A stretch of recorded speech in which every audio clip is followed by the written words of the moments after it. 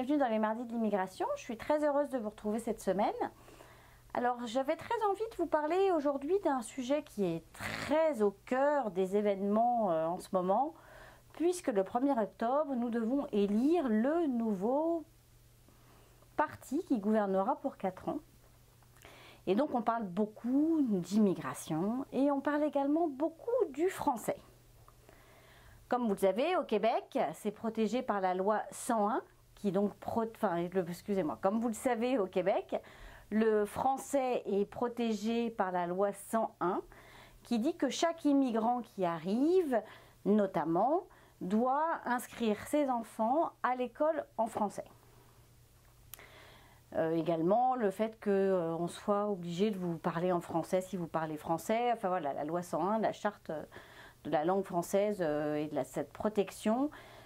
Je vous invite à la lire et à en prendre connaissance, c'est très intéressant et je pense que c'est bien de savoir de quoi elle parle et quelles sont les valeurs qui y sont attachées avant d'arriver au Québec.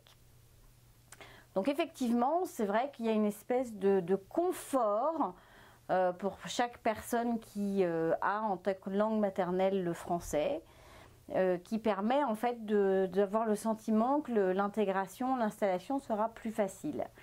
Et je dois reconnaître que oui, c'est vrai que ça permet en fait de pouvoir échanger, sachant qu'il y a déjà d'autres petites choses qui parfois bousculent, c'est vrai que ça offre un certain confort.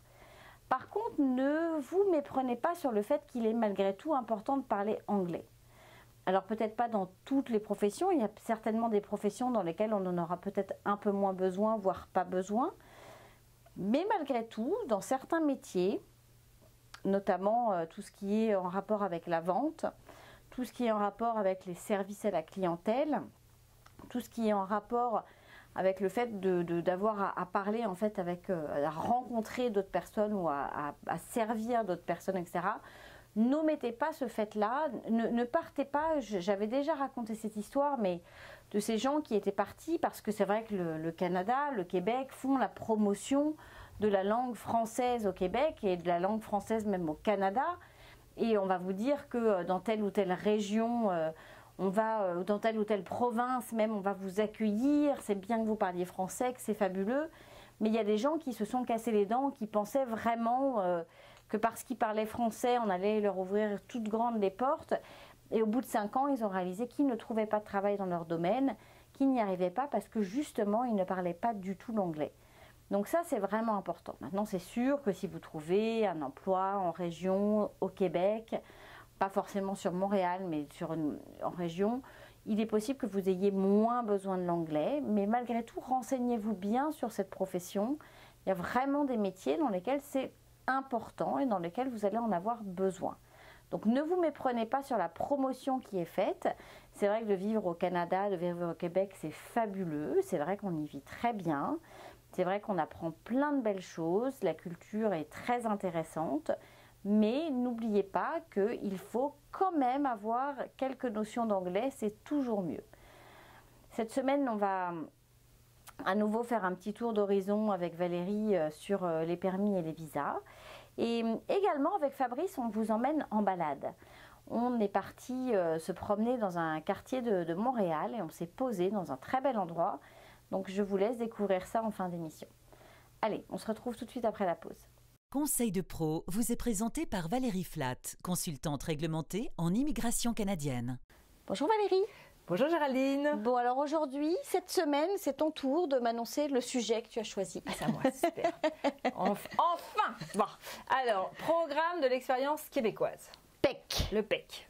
Parce qu'on a vu, ARIMA, c'était pour les gens qui veulent obtenir directement la résidence permanente depuis l'extérieur. Maintenant, on va parler des gens qui sont ici et qui ont une expérience québécoise. Alors, qu'est-ce que c'est que québécoise. Explique-nous. Donc, le programme de l'expérience québécoise, c'est pour les gens qui ont une expérience de travail ou d'études au Québec. D'accord. Donc, j'ai étudié au Québec un certain nombre d'années et puis surtout de diplômes éligibles sous le programme de l'expérience québécoise. Alors, attends, répète. De diplômes éligible. Parce qu'est-ce que c'est que le diplôme éligible? Parce qu'il y a des diplômes qui sont reconnus pour le programme de l'expérience québécoise, qui sont par exemple le doctorat, la maîtrise, le baccalauréat, le DEC, le DEP, mais seulement si vous faites 1800 heures. Enfin, c'est très spécifique, c'est sur le site du Midi. Donc c'est bien expliqué ça. C'est bien expliqué, il y a les 6 programmes qui sont admissibles. Donc le site du Midi, je le répète, www.immigration-québec.gouv.qc.ca. C'est long. Donc normalement quand vous tapez dans Google Midi, Immigration Québec, vous allez y arriver tout de suite. C'est ça. Ouais. C'est plus simple parce que le site en soi il est dur à taper. Donc là vous allez trouver la liste des diplômes qui vous donnent la possibilité de faire la demande de résidence permanente directement à la fin de vos études. Donc vous faites votre petit programme d'études et à la fin vous enclenchez le certificat de sélection du Québec et résidence permanente. Donc toutes les études ne mènent pas à la résidence permanente. À la résidence permanente et au programme ne correspondent pas au programme d'expérience québécoise. Non, ok. Pas toutes. Donc si vous voulez arriver, donc si vous n'êtes si vous êtes déjà là, oui, je vous souhaite d'avoir le bon diplôme. Et sinon? Sinon vous pourrez toujours faire peut-être un espèce de trouver un emploi ou... Ah oui, alors à la fin de vos études, non mais je dis sinon vous pouvez peut-être refaire des études c'est ça, ça peut être refaire il y a des tremplins entre diplômes où on peut essayer de culbuter sur autre chose. Ouais. En tous les cas, vous êtes là, vous voulez restez-y, posez des questions à Valérie. Parce que après ça, si vous avez choisi un diplôme sur un établissement désigné, normalement c'est forcément un établissement désigné parce que sinon vous n'aurez pas vous donner votre permis d'études.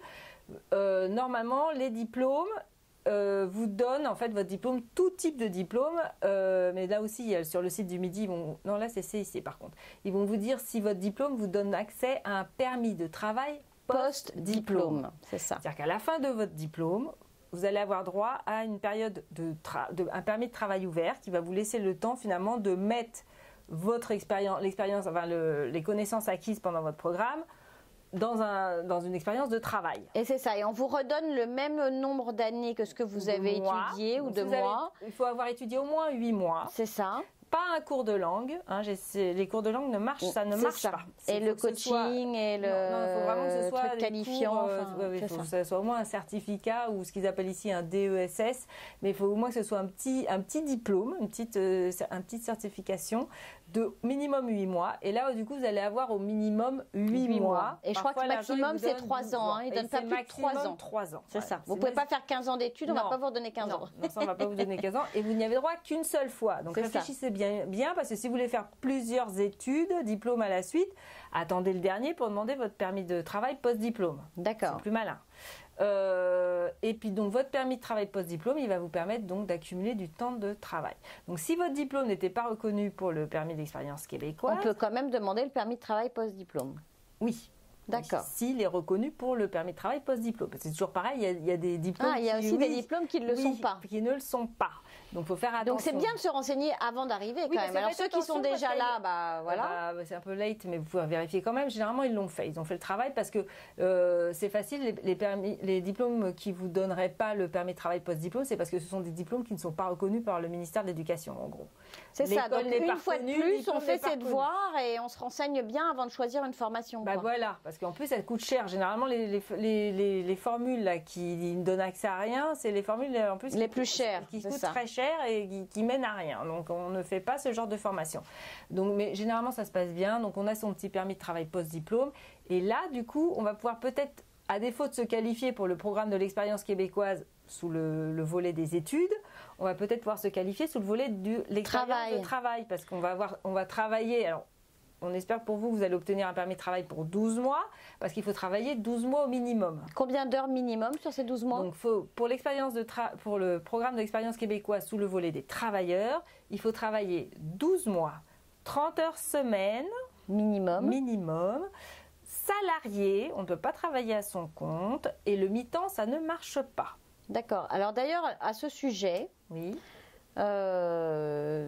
Je vais faire une petite parenthèse, mais pour ceux qui ont choisi d'immigrer par le permis d'études et qui basculent donc en post-diplôme, en visa de travail post-diplôme, c'est ça? Le conjoint, si celui qui a fait ses études décide d'être travailleur autonome et de ne pas être salarié, oui. Le conjoint perd... plus accès au permis de travail ouvert. Voilà, donc ça, il faut quand même que vous le sachiez, ou alors, pendant la période où la personne va trouver un travail, il lui faut je ne sais plus combien de fiches de paye, 6 fiches de paye, c'est ça, 3 mois de travail 3 fiches de paye, 6 semaines. 6 semaines de travail, 3 fiches de paye pour que le conjoint puisse réobtenir un permis de travail ouvert. Voilà. Donc, alors d'ailleurs, ma question, alors, elle me vient comme ça là d'un coup, mais qu'est-ce qui se passe si le conjoint a déjà un travail? Est-ce qu'il peut rester ou il doit quitter son travail pendant 3 semaines et... Celui qui n'a pas étudié. Celui qui n'a pas étudié, tant qu'il n'a pas son permis de travail renouvelé, il ne peut plus travailler. D'accord, donc il doit quitter son entreprise le temps de faire... C'est-à-dire que s'il est sous statut implicite, si tout s'est bien fait dans le déroulement et puis qu'on a réussi à demander l'extension avant la fin de son permis de travail actuel, il n'y a pas de problème. S'il y a eu un moment, une coupure, il est obligé de quitter et puis d'attendre l'obtention d'une nouvelle. De toute façon, il y aura forcément une coupure, le temps non, parce que généralement, les permis d'études, vous savez, ils vous donnent 90 jours supplémentaires. D'accord. Donc ces 90 jours supplémentaires, le conjoint, il a 90 jours de plus pour travailler. Et là, il peut travailler pendant ces 90 jours. Pendant ce temps-là, le requérant principal, celui qui a fait ses études, fait la demande de permis de travail post-diplôme. Oui, mais s'il n'a pas de travail encore, il a 90 jours. Donc, c'est ça. C'est si on arrive à la fin du permis de travail d'études et du permis de travail ouvert pour le conjoint, et là qu'il n'a pas trouvé, forcément, il va y avoir une coupure et là, il va falloir... D'accord. Donc, en tous les cas, il faut le savoir, quoi. Vous êtes une famille, vous décidez d'arriver à plusieurs. Il y en a un, vous arrivez sur le permis d'études de l'un. Voilà, il faut quand même savoir qu'au moment où vous avez basculé sur le permis de travail post-diplôme, faut bien s'organiser. C'est ça. Et puis même de toute manière, il faut maintenir son statut de visiteur, c'est-à-dire que le conjoint en aucun temps vous arrivez comme par exemple là en août, généralement c'est le 31 août que les permis d'études se terminent. Au 31 août, il faut avoir fait une demande de quoi que ce soit, au moins d'extension de statut de visiteur pour pouvoir rester au Canada. Et puis on espère pour vous, vous aurez fait la demande de permis de travail. Et quoi qu'il arrive, il faut passer sur le post-diplôme avant de faire la résidence permanente ou ils peuvent passer directement? Moi je dirais faites-le tout de suite parce que vous n'avez que 90 jours pour le faire. D'accord. Donc ça c'est la course contre la montre pour obtenir tous les documents et envoyer la demande parce que... Sinon après on ne peut plus rien faire. Vous ne pouvez plus la demander. Vous n'avez que 90 jours après la fin de vos études pour faire cette demande de permis de travail post-diplôme. Après ça, vous partez sous le système régulier, donc beaucoup plus dur. Donc là, on vous offre cette opportunité, saisissez-la. C'est ça. Donc tout le monde, toute la famille en fait enclenche cette demande et puis après ça, vous restez tranquillement, mais puis vous restez le temps de faire les études. Après ça, vous avez le temps de faire votre demande de certificat de sélection du Québec, puis la résidence permanente. C'est ça. Mais l'important, c'est de se donner les moyens de faire les choses bien. Donc en fait, l'étudiant, pour récapituler, si je ne me trompe pas, l'étudiant fait ses études, termine ses études, bascule sur un permis de travail post-diplôme, il l'obtient et là, pendant le laps de temps de son permis de travail post-diplôme, en espérant que ce soit 1 an, il a le temps de demander sa résidence permanente et puis son conjoint, lui, trouve son travail. Le gros avantage du changement de loi, qui est passé le 1er août, le 2 août exactement, c'est que le conjoint, maintenant, il a le droit de faire la demande de résidence permanente en tant que requérant principal. Oui, donc si pendant le temps des études, il a travaillé en tant que salarié et qu'il a accumulé les 12 mois, normalement, le conjoint peut faire déjà les démarches de résidence permanente, même avant même que l'autre ait fini ses études. Mais bien sûr. Okay. Donc en fait, il faut penser stratégie un petit peu maintenant parce que depuis le 2 août, comme on a complètement changé la donne, en fait, moi je dis toujours, les conjoints, si vous remplissez les conditions pour faire le programme de l'expérience québécoise en tant que travailleur, sachant qu'il n'y a plus de catégorie de niveau de travail. Déclenchez-vous la demande. C'est ça, tout de suite, avant la fin des études. Devenez le requérant principal. Et puis comme ça, à la limite, même si l'autre personne veut continuer ses études, elle sera libre, en tant que conjoint rattaché, elle sera libre de continuer ses études et vous continuerez à travailler tranquillement. Donc ça vaut le coup. Ça vaut le coup. Oui, ça vaut vraiment le coup. Donc, dans notre petit programme d'expérience québécoise, c'est un peu compliqué, mais du coup, si vous avez fait vos études au Québec ou si vous avez travaillé 12 mois à temps plein, 30 heures semaine, en tant que salarié pour un ou plusieurs employeurs, de façon continue ou discontinue, donc c'est vraiment flexible. Hein, c'est super flexible. C'est super flexible.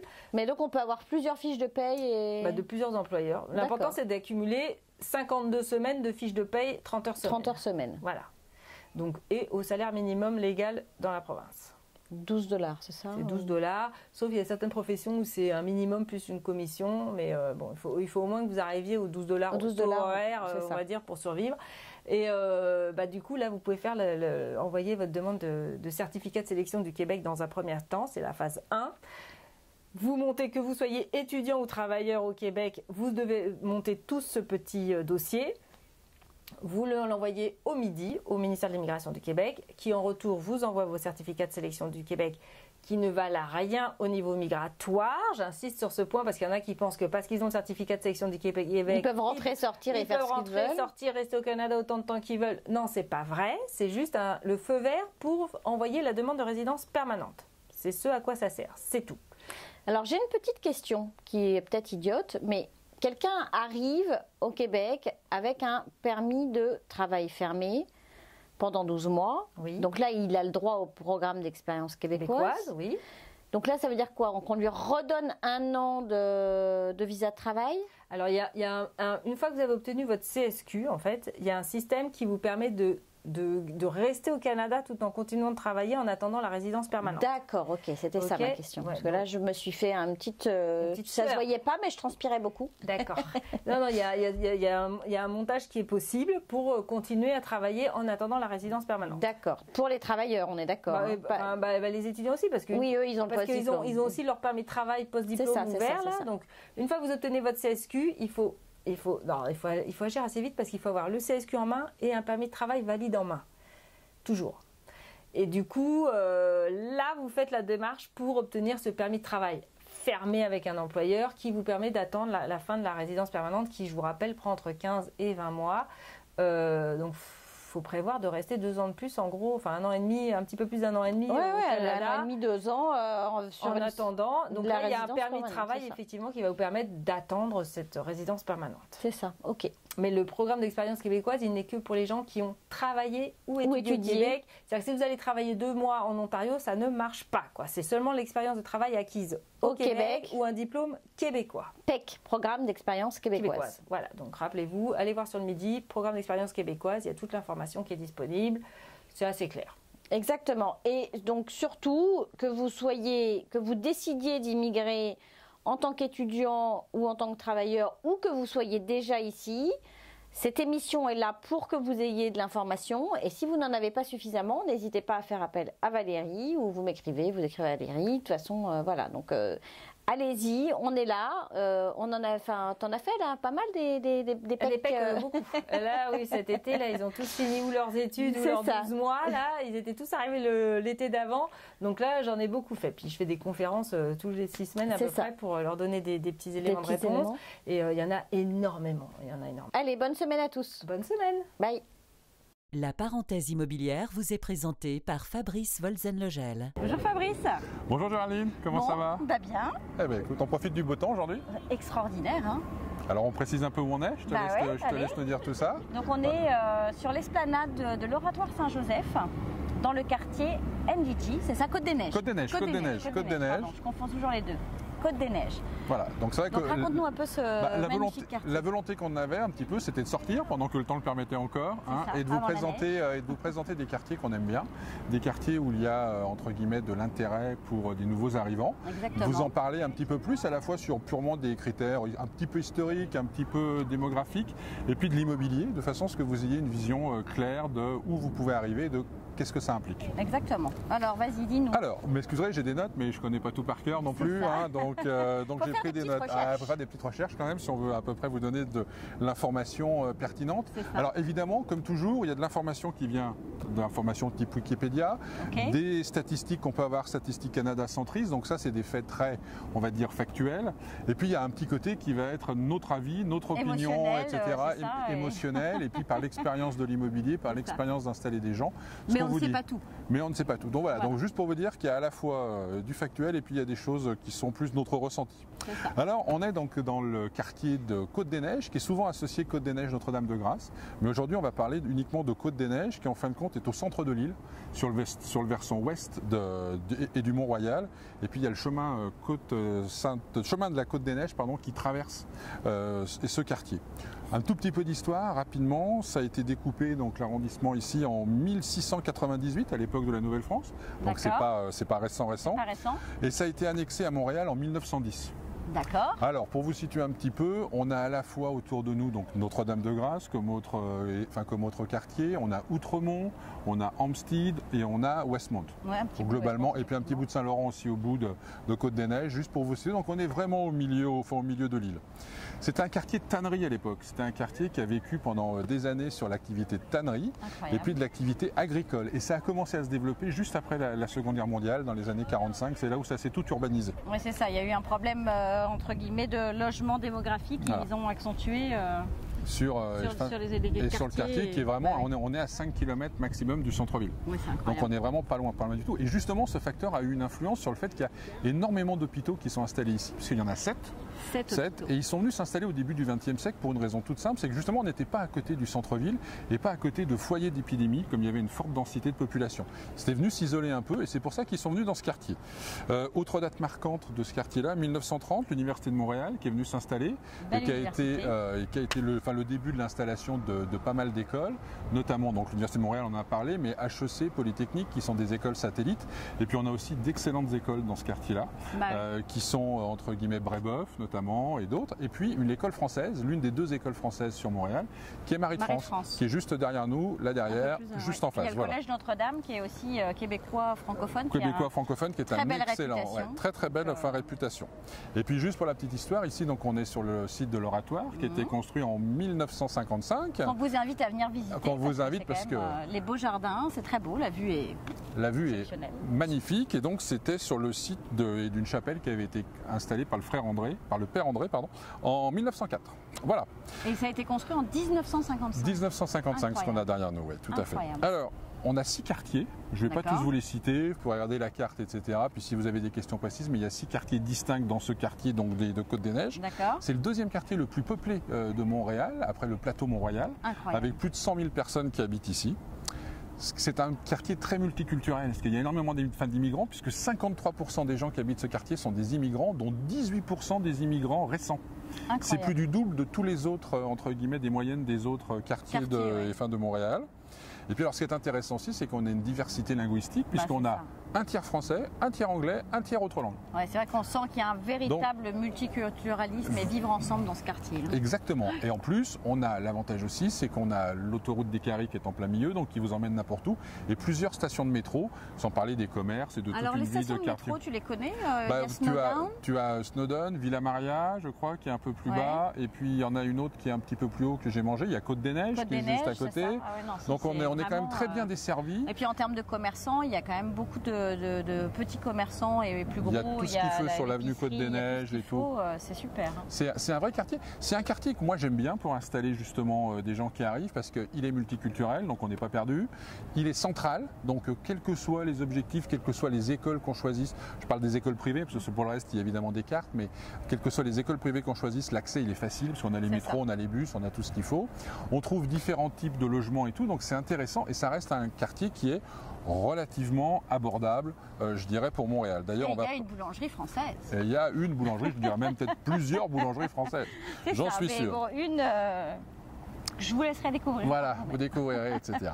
Donc le revenu moyen par ménage dans ce quartier, il est de 67 257 $, ce qui est quand même relativement faible par rapport à d'autres quartiers de Montréal, type Outremont, Westmount et tout, mais ça s'explique par le fait qu'il y ait beaucoup d'immigrants, de nouveaux arrivants.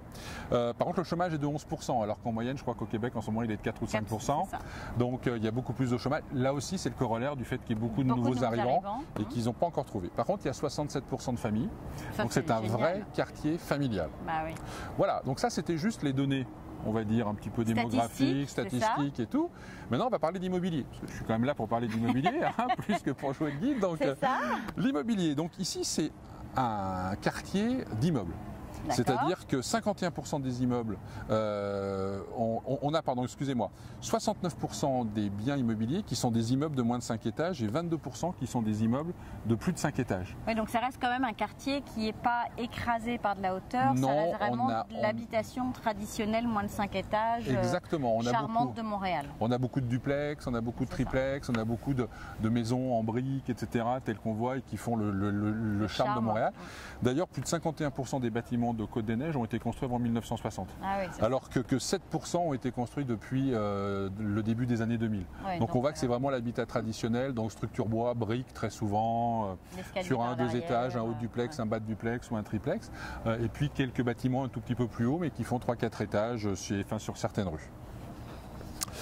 Donc, c'est pour vous situer, on est dans un quartier familial, on est dans un quartier où il y a des immeubles, beaucoup de logements, donc on trouve facilement, on est dans un quartier central, on est dans un quartier où il y a des bonnes écoles, on est dans un quartier où vous avez des commerces, donc on est dans un quartier qui est, je dirais, fait partie des quartiers idéaux pour s'installer sur Montréal, parce qu'on a véritablement. Alors on va parler un peu... On a aussi le quartier étudiant un peu, non, ici? C'est-à-dire que, étant donné qu'on a l'Université de Montréal avec HEC, on a, alors un petit peu plus de l'autre côté, mais on a cette grande université avec à côté HEC et tout. Je crois qu'HEC c'est 12 000 étudiants, quelque chose comme ça. L'Université de Montréal c'est aussi énorme. Donc c'est vrai qu'il y a des quartiers étudiants, donc ça crée de la vie, ça crée aussi des endroits qui sont intéressants avec une offre commerciale qui est intéressante. On va parler un peu d'argent. Allons-y, allez. Parce que c'est quand même important ça va nous coûter quand on parle d'immobilier. Quand on achète ou quand on loue, dis-nous un peu là, tous ces prix. Trois types de statistiques. Combien ça coûte d'acheter une maison, combien ça coûte d'acheter un appartement et en moyenne, hein, évidemment, après chaque cas est unique, mais en moyenne. Bien sûr. Puis combien ça coûte de louer, parce que très souvent, quand vous arrivez, on n'arrête pas de le répéter, l'une des bonnes formules peut être donc de louer. C'est ça. Il y en a qui achètent dès le départ, mais c'est quand même pas mal de louer, je trouve. C'est bien de louer. Alors combien ça coûte d'acheter? On va regarder un peu l'évolution, parce que c'est un quartier qui a quand même subi une pression de par l'immigration, de par aussi l'évolution de l'immobilier sur Montréal assez importante ces dernières années. Donc une unifamiliale, c'est-à-dire une maison détachée, classique, quel que soit le nombre de chambres et tout. Son prix moyen en 2013, c'est 750 000 $. Alors je précise, là on est d'accord que la maison détachée, ça veut dire qu'elle n'est pas mitoyenne, elle n'est pas mitoyenne, ni de droite et ni de gauche. Là pareil, on est dans des moyennes, on est bien d'accord, mais c'est de la statistique. 750 000 $. Voilà, 750 000 $ en 2013. Et maintenant 876 000 $ en 2016. Ah ouais. 990 000 $ en 2018. Ah oui, donc c'est vraiment un quartier qui monte et qui On voit que l'unifamilial, alors il y en a peu, mais justement il y a certaines rues, chemin Circle ou autres, où il y en a. Et là, ça a vraiment, comme on est très central, que le bien est rare, ça a véritablement décollé. D'ailleurs, on le sent parce que les délais de vente qui étaient de 77 jours en 2013, de 96 jours en 2016, ils sont à 47 jours. Donc il y a une véritable pression. Dès qu'il y a un bien qui sort, les gens se précipitent. Donc ça génère de la surenchère. Et comme ça génère de la surenchère, eh ben, ça fait augmenter les prix. Parce que globalement, il y a 30% de biens en moins à vendre que les années précédentes. Donc on voit qu'on a une réelle pénurie sur l'unifamilial et que ça a vraiment joué sur les prix. Et que c'est un quartier qui est vraiment en demande et populaire. Populaire et intéressant. Ensuite, la copropriété, donc l'appartement. Qui est là et la grande masse, le condo qui est là et la grande masse de ce qu'on va trouver ici et qui est très souvent ce sur quoi les gens se dirigent quand ils arrivent. Là, on parle aussi d'achat. De la même façon, en 2013, on était à 347 000. En 2015, on était à 369 000. Aujourd'hui, on est à 421 000. Et pour quelle superficie à peu près? C'est quelque chose de moyen. Donc, on va dire que c'est à peu près une centaine de mètres carrés, si on doit parler en mètres carrés. C'est une belle augmentation aussi. Donc, on voit que l'augmentation est moins forte que dans les unifamiliales, étant donné qu'il y en a beaucoup plus. Mais malgré tout, c'est quand même sensible et ça joue. 70 000 $ de plus en 5 ans sur un appartement, c'est pas rien. Et là, de la même façon, on voit que le délai de vente était de 92 jours en 2013 et qu'il est passé à 67 jours. Oui, donc ça c'est pareil. C'est assez chaud. Il y a une pression sur le marché. Importante. C'est ça. Et donc pareil, moins 25% à peu près de biens disponibles à la vente par rapport aux années précédentes. Donc là aussi, ça génère de la surenchère, ça génère de l'intérêt.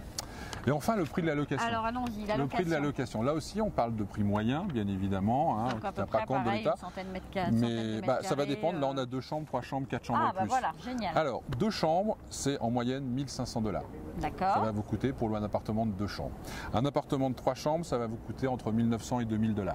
Ok. Sachant que la fourchette passe de 900 à 4 200.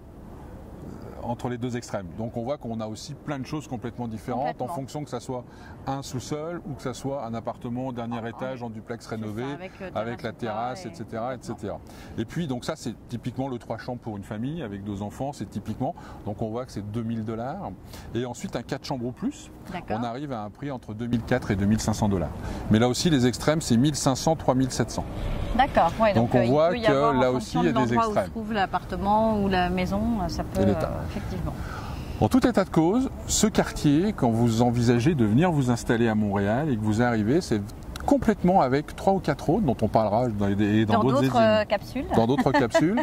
C'est complètement un des quartiers que vous devez considérer tant que vous n'avez pas une idée précise de où vous allez travailler, de comment vous allez vous organiser, parce que c'est ultra central. Je le répète, et ça je pense que c'est une des clés quand on arrive, c'est de ne pas se mettre un frein. Un frein géographique en se disant je vais m'installer sur la rive nord, ouais, mais si vous trouvez un travail sur la rive sud, ça ne sera pas possible. Si vous êtes ici, ça sera possible. Si vous trouvez un travail dans l'est de Montréal, je ne dis pas que ça sera confortable, mais ça sera possible. Si votre enfant va la première année à l'école primaire du quartier, puis qu'après vous décidez de le mettre dans un secondaire, soit français, alors évidemment il y a Marie de France qui est là, mais Stanislas n'est pas loin non plus, ou dans une école secondaire québécoise, on a parlé de Notre-Dame qui est juste là, mais le collège de Montréal n'est pas très loin, Villa Maria est aussi à 1 kilomètre d'ici, donc on a plein de très très bonnes écoles. Donc l'avantage c'est que vous pourrez rayonner sans aucun problème et que tout le monde sera indépendant. Et puis vous êtes au pied de la montagne, vous n'êtes pas obligé d'avoir une voiture tout de suite, vous pouvez un peu profiter de la ville l'hiver telle qu'elle est, allez vous balader dans le parc du Mont-Royal. C'est vrai que c'est un quartier qui est quand même assez vivant, avec beaucoup de commerçants. C'est vrai que... Ouais, non, c'est une très belle option. C'est un bon coup de cœur. Le coup de cœur de la parenthèse immobilière. Oui, c'est un des coups de cœur de la parenthèse parce que je pense que le rapport qualité-prix par rapport à la localisation est excellent. Ouais, je dirais on va trouver des quartiers qui sont un petit peu plus haut de gamme, si vous me passez l'expression, mais des fois ils seront moins centraux, ou alors ils seront beaucoup plus chers. Ouais. Là, on arrive à mixer pas mal de choses. Alors évidemment, comme dans tout quartier, et surtout en Amérique du Nord, prenez conseil parce que des fois il y a... on va dire 10 rues qui sont super agréables, puis il y a une rue ou un tout petit coin qui est un tout petit peu plus discutable, moins sexy. Donc faites-vous accompagner, posez des questions, renseignez-vous avant de venir. N'oubliez pas que l'agent immobilier, c'est gratuit. Voilà, ce sera avec grand plaisir qu'on vous dira. Mais par exemple, il y a la rue Isabella, l'avenue Jean-Briand, ce type de rue, c'est des rues qui sont très agréables, très arborées, avec des grands appartements. Et puis il y a d'autres endroits où ça peut être un tout petit peu moins sexy. Donc parlez-en, discutons-en, c'est évident que ça se ressent sur le prix. Voilà. Et puis il y a des rues où il y a beaucoup de duplex, triplex qui sont loués des étudiants. Oui. Et donc ils aiment bien faire la fête, les étudiants. C'est sûr que si vous allez véritablement vers HEC, vers Willowdale, ce qu'on appelle Willowdale ou autre, la probabilité que vous ayez des étudiants pas loin, pour pas dire au-dessus et au-dessous, est quand même relativement importante. Donc ça veut dire qu'ils sont charmants les étudiants, etc. Mais des fois le samedi soir, c'est la fête, mais ça fait aussi le charme de Montréal. Bon, voilà ce qu'on pouvait dire. Génial, Fabrice. Merci super à toi. Intéressant. Merci à toi et puis écoutez, à très bientôt. Et voilà, on se retrouve la semaine prochaine et je vais peut-être vous faire un petit flip pour vous montrer un peu l'oratoire. Et n'oubliez pas, la parenthèse immobilière @commercial@gmail.com, on attend vos questions. Bye bye. Merci, au revoir.